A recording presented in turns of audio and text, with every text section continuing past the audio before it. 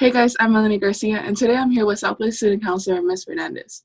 So Ms. Fernandez, both you and your husband have been sick with COVID-19. I'm happy to report both you and him are doing much better now. I know we have a lot to learn from you, so first, can you please describe your experience with the virus? So this particular virus, as we all know, takes everybody by surprise. It's something that really it throws you for a loop because at first you, like everybody else in Texas, you wonder, is it just allergies?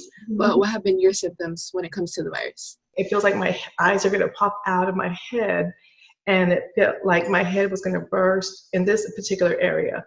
Body aches began. I just body aches, fever, and what we both had in common, and what you need to look for in others, and they say they look for in children, loss of smell and loss of taste. On March 31st, when he couldn't get out of bed, I knew that something was wrong. We ended up going to the ER at this time. At this point, we know it's real critical, and doctor calls me overnight and says, we're doing everything we can to save him at this point. He was in the hospital for 10 days, 7.5, almost 8, intubated. But in between those 10 days, I ended up in the ER. My husband's on day 43 of getting better.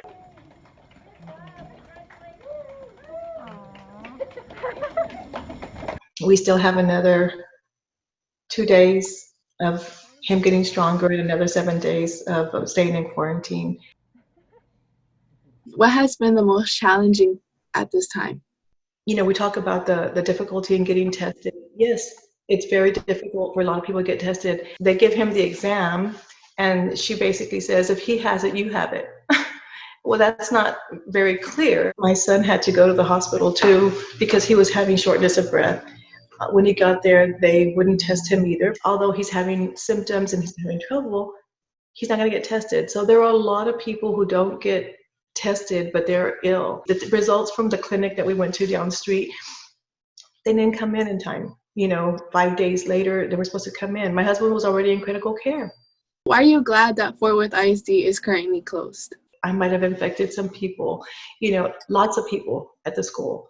And that's the last thing I want for anybody to go through. I don't want anybody to experience what we've experienced. So as a counselor, you're always helping students like me.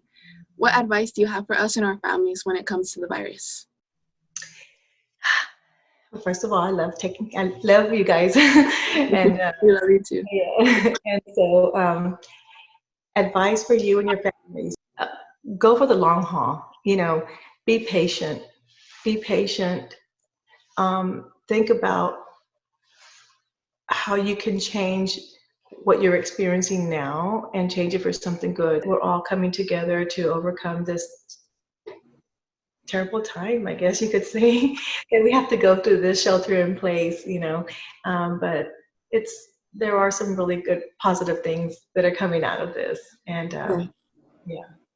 Great.